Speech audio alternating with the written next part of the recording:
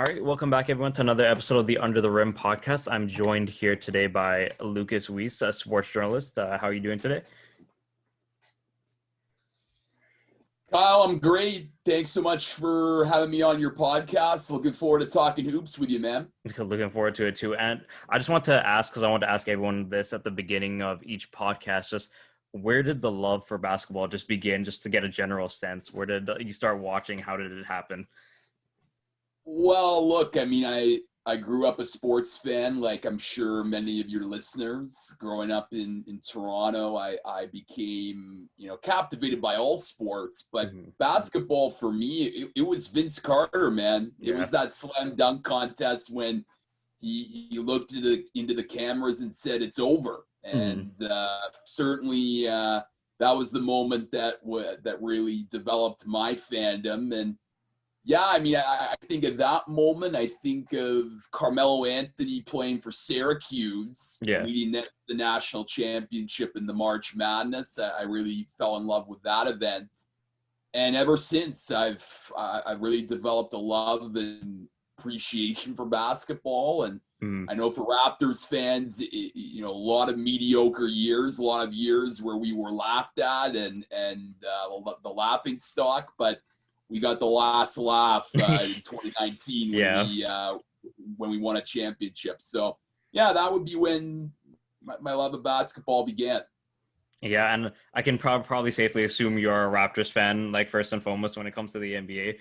So with like Kawhi leaving and kind of the Raptors team putting the pressure on Siakam's shoulders, and we saw how they did this offseason. They didn't do too bad. They went to the second round and everything. Where do you think they should go from here? Should they try and make a push for Giannis, or do you think they need to rebuild, or what's going on? Yeah, obviously very topical as we record this, Kyle. It's free agency and the NBA draft being tonight. So it's as one of my good friends, Blake Murphy of The Athletic says, it's chaos, and it's certainly going to be that the next month. In the world of basketball.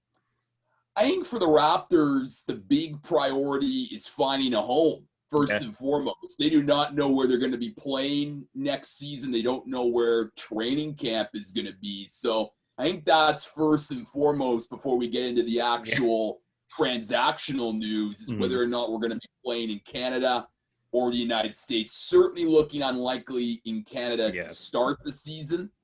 I know that Michael Grange of Sportsnet, he did a fine piece of reporting when he said that Tampa Bay would be the likely spot. So that's first and foremost. But to answer your question about transactional news, I think certainly signing Fred VanVleet's a top priority. He's someone that has shown over the last 4 years dramatic improvement for someone that was undrafted to getting an NBA Finals MVP vote. So just take that into consideration, just how amazing a trajectory he's been on. But as Fred VanVleet said in the JJ Redick podcast, he wants to get paid, and understandably so. He's earned that right given his performance the last few years. So Fred VanVleet for sure. I think as well, you got to have some cap room, and whether that's, shoring up Norman Powell via trade, whether that's shoring up the contracts of Serge and Gasol, who knows? I do think we need a big man, so I think Serge Ibaka the likely option to sign to provide some interior physicality and size in the post. Yeah. But obviously the next off season, 2021, is going to be very frantic, and who knows whether Giannis will sign the Supermax or not. Certainly Milwaukee's made some moves to make sure to signal to Giannis that they want to win now. But hey, maybe there's a reunion with Kawhi Leonard, given that he's going to be a free agent next offseason. So lot more questions to be answered, but I think that next to the Raptors, they're still going to be competitive and a difficult team to play against. I always tell my friends, it's like before Kawhi came, I always told them the only hump that Toronto faces is they need that X factor of a superstar that really will push them to a championship. 2016, they were almost there, but they didn't have just enough to get over. So someone like Kawhi would be the X factor to make them obviously title favorites. Do you think that Siakam could be that X factor? Or do you think he needs someone like Kawhi? He needs to be like that Scottie Pippen to Jordan type thing, or Yeah, I mean, certainly this past season, I think Siakam before the pandemic showed tremendous improvement. I think he was very focused on improving his jump shot, improving his three-point ability. I thought his ability to get to the rim was a lot better from a year ago. And I think his defense, I mean, that's to me where he shines. And we even saw that in the bubble. It's why I think Nick Nurse, even with him struggling offensively, it's why Nurse stuck with Siakam in those big moments against the Boston Celtics, because they knew how good defensively he was. Yeah. I think it's still too early to say whether or not he's going to be a number one guy or not. I mean, obviously against Boston, he definitely struggled offensively and didn't look himself. And I don't think people should, I mean, look, it drew a lot of criticism, and rightfully so, but I think the bubble, for so many circumstances and reasons, affected people in different ways. Yeah. And I think we have to sort of treat it as an anomaly. And that's what I'm doing with Pascal. I think we need to sort of see how he does in a normal season setting. We know his capability. We saw that in the 2019 NBA Finals, Game 1, where he put up 32 points. Still a career playoff high for him. So we know he's talented, and I do believe that he'll bounce back. I mean, it's still, I think, too early to say whether he's a number one guy or not. Certainly, he's a good number two. I mean, if you put a superstar on this Raptors team, like if Kawhi didn't leave, I think the Raptors win the East. I think that's pretty evident, and they probably would have given the Los Angeles Lakers a run for their money in the finals. But I think a little too early to say with Siakam. But my hunch is he's going to come back next year and prove a lot of doubters wrong, that he's still here to be one of the best young players in the league. Yeah, and speaking of the bubble itself, when it first happened and Rudy Gobert tested positive and the whole season shut down, do you think like they should, like, what was your initial reaction to that? Do you think they should have kept the season just shut down, because a lot of players were saying just don't even reopen it, or did you think the NBA made the right move?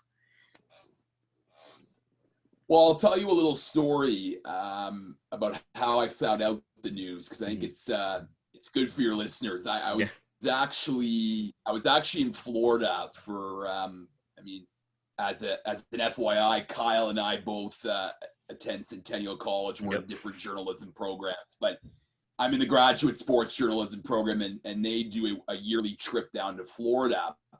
And it was that Wednesday night, March 11th, which will live forever in sports infamy.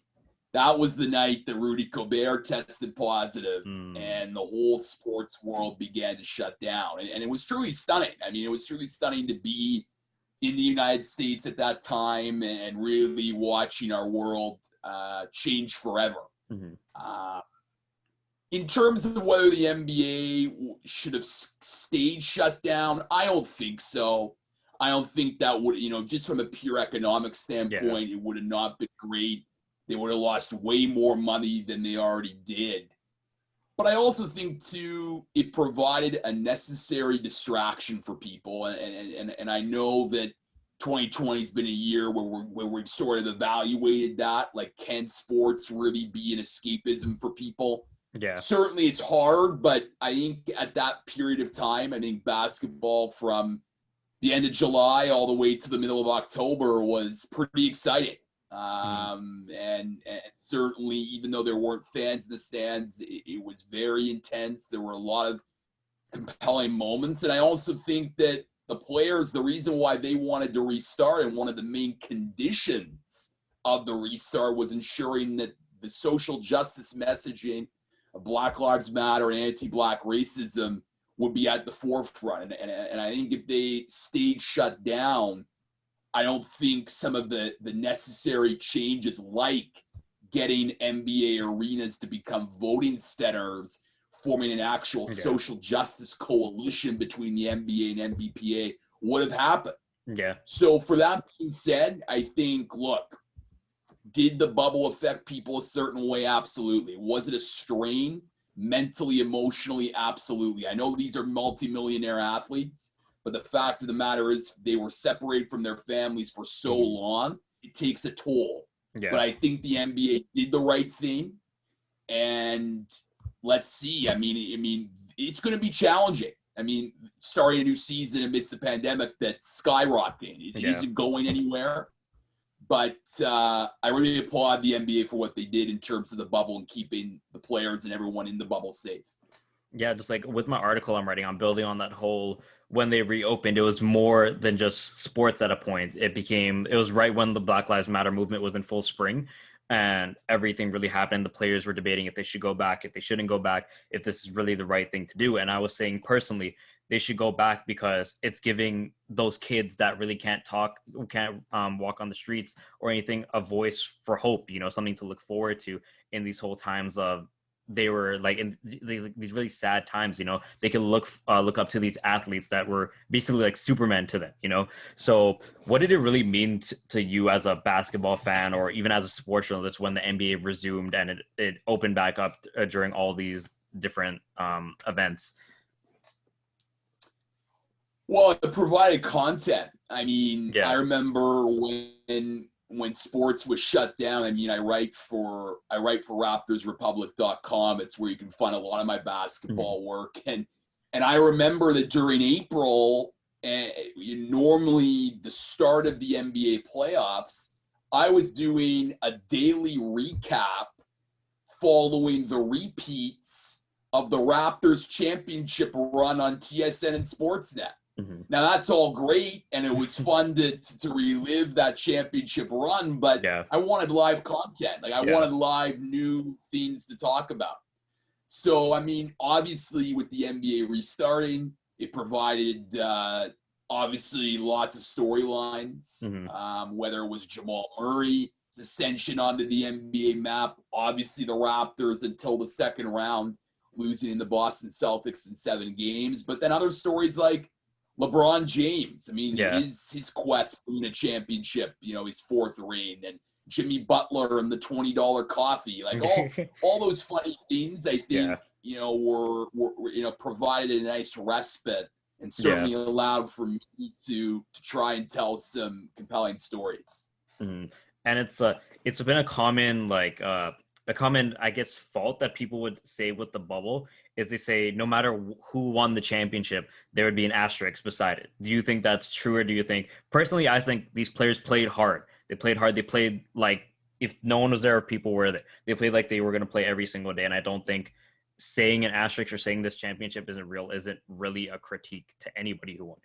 Like, what's your personal opinion on when people try to use that to either just dismantle someone's argument? Well, it's funny. I think people who say it's an asterisk are out in left field, to use a sports analogy. And look, I mean, I think that I could see the argument with baseball. I really can, because baseball had only 60 games of 162. So I could see that argument. But even then, it still produced the best team won, and it still produced a deserving champion. And I also think, too, when you look at not just the NBA, but the NHL as well, the Tampa Bay Lightning and the Los Angeles Lakers, even in a normal year, would probably have been the favorites going into the playoffs. Yeah. And I just think, for me, saying the whole asterisk thing, like, look, it's a tired argument. Yeah. And I think these teams went through circumstances that no other championship team had gone through previously. And you could go through every single year. I mean, look at when the Golden State Warriors won in 2015 and the injuries of that Cavaliers team. Well, you could say it's an asterisk because they didn't play the best version of the Cavaliers. Yeah. You could make the same case about the Raptors. Yeah. Right? I mean, what could have happened if Kevin Durant was healthy or Klay Thompson was healthy?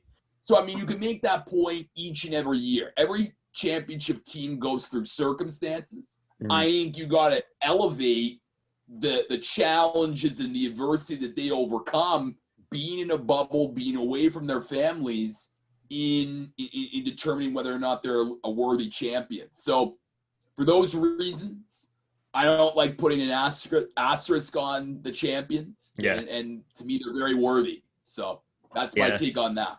I believe it's just like you play whoever's out in front of you, you know, like every round. I remember, because I'm like a huge LeBron fan personally, so every round, like the Lakers were going up against somebody, there would be a different storyline that they couldn't compete with the Houston small ball like lineup. Like the Denver Nuggets came back 3-1 twice, like every single round, but then they wanted to say that there's an asterisk beside it, that there's an asterisk beside this. And I remember Steph Curry gave a quote. It's like, it's injuries are just part of the game, you know, like it just happens. So when people were trying to dismantle the Raptors are like winning a championship last year, yeah, I get that Durant was injured and then maybe Golden State could have won if they were fully healthy. But I think the Raptors did what they need to do, you know. And just speaking of the adversity, in recent rumors and everything happening, they're talking about James Harden going to the Nets, and that's about to make it a lot. If that trade really does come true, do you think that the Nets are going to become the next Golden State powerhouse, or do you think they're losing too much of their bench to really be able to compete in the East? I think the Nets are going to be good. I really do. I mean, if they get James Harden, they probably are the favorites, them in Milwaukee, to win the East. Mm-hmm. But let's face it. I mean, James Harden, he's great. Yeah. Kevin Durant's great, but Kevin Durant hasn't played in the year. Is he going to be that dominant Kevin Durant? Kyrie Irving, it's Kyrie Irving, right? You know, can he gel with those two personalities? Who knows, right? Like he left Cleveland because he wanted to be the star, and that didn't work out. So I think Brooklyn has questions. I mean, they also have a new head coach in Steve Nash, and this is no disrespect for Steve Nash, but he's never been an NBA coach before. Yeah. So I think with that all being said, I think the East is going to be really exciting next year. Like, I think it's going to be even more exciting than the West. I think you got Milwaukee, Brooklyn, Raptors, Celtics, Heat, maybe throw in an Indiana if they can keep Oladipo somehow. I think the West, it's basically going to be the two LA teams in Golden State battling it out. But, I mean, look, this is why the NBA is so exciting, Kyle. Yeah. It's, you know, the regular season's great, but the offseason always seems to produce stellar storylines every single time. It was crazy because it was like before free agency even came, I wouldn't even think of a Harden to the Nets scenario. I thought they were going to trade Westbrook and then find a way to build a new Rockets team around Harden. I didn't even think this could be a possibility, because as soon as I heard that, I was like, wow, it's going to be another powerhouse type situation, you know. And that got me thinking. It's like the Raptors, personally, because that's all my friends are Raptors fans. I tell them they need to, if this happens, they need something to combat like the Nets team with. They have to get Giannis. It's like not even a choice. They need to get Giannis, and they have enough shooters around them where it won't be the same type of defense that Miami played on the Bucks, where they just kind of let Giannis shoot and just live or die with that. If they can get Giannis, I feel like they can compete with the Nets at that point, because they have enough. They play good enough basketball where Nick Nurse is a good enough coach to know how to coach that team. And I feel like the Nets will have 3 ball dominant players, but it comes to a point where I feel like the Raptors have to make a push. You know, they have to make a push for Giannis. And do you think they can land Giannis either in a trade, or do you think they can sign him? Because everyone's saying Masai Ujiri has a really good relationship with Giannis. So do you think it's possible, just in a what if scenario?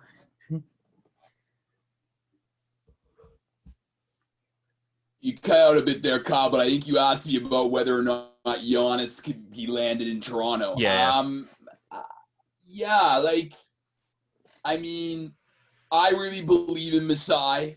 I really do. I think he had a lot of gumption to do what he did a couple summers ago, trading DeMar DeRozan, firing Dwayne Casey, who was the coach of the year, to get Kawhi Leonard to come, to get Nick Nurse as the head coach. Mm-hmm. So, I mean, ideally, Giannis would be great. Obviously, this is a generational talent offensively and defensively. We saw that. But at the end of the day, Giannis with the Bucks hasn't been able to get it done.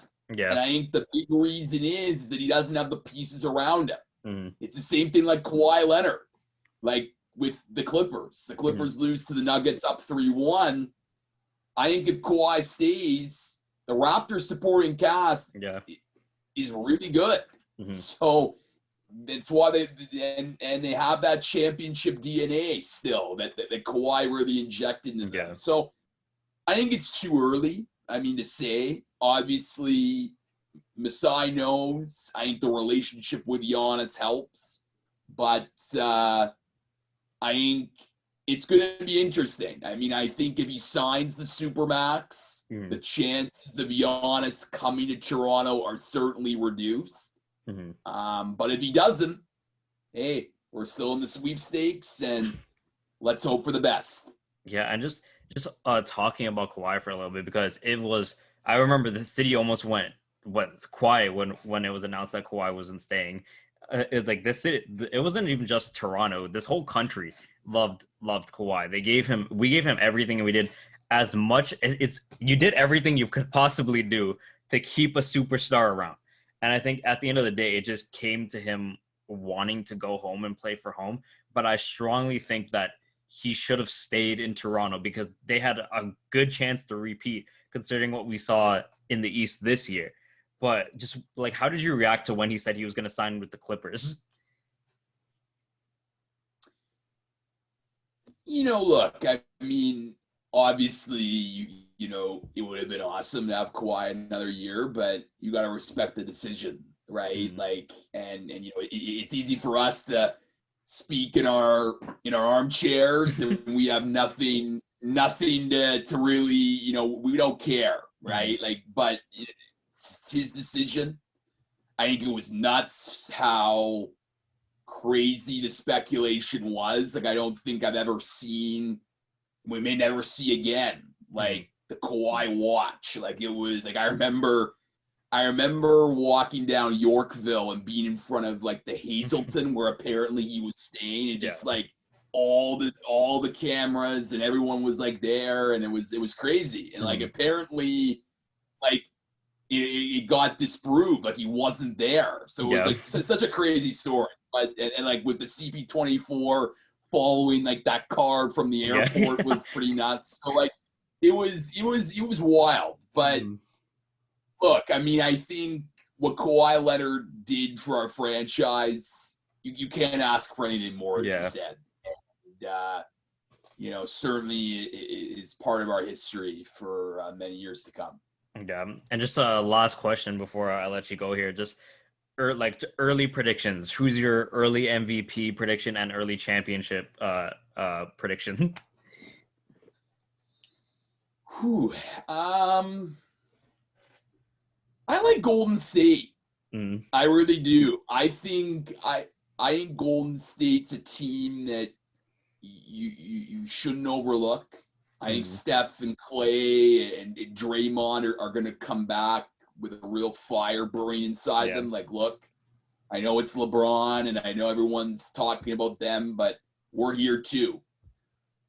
So I'll say Golden State over Milwaukee now. But I gotta say with you, Kyle, though, the way LeBron and AD played in that bubble, man, like if they can get to that level again, they're unstoppable. The only thing really scaring me personally, well, like it was the Clippers, but then we saw just how they kind of fell apart. It's like Paul George. But I think the only thing really bugging me is the Nets.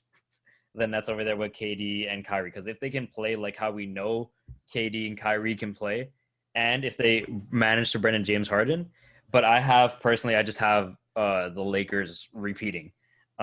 If they can play the same way, if they can get solid pieces around them, more 3-and-D type guys, I feel like that's what they were really missing, because they were one of the lowest 3-point shooting teams in the bubble. So I saw they brought in Schroeder, so that was pretty good.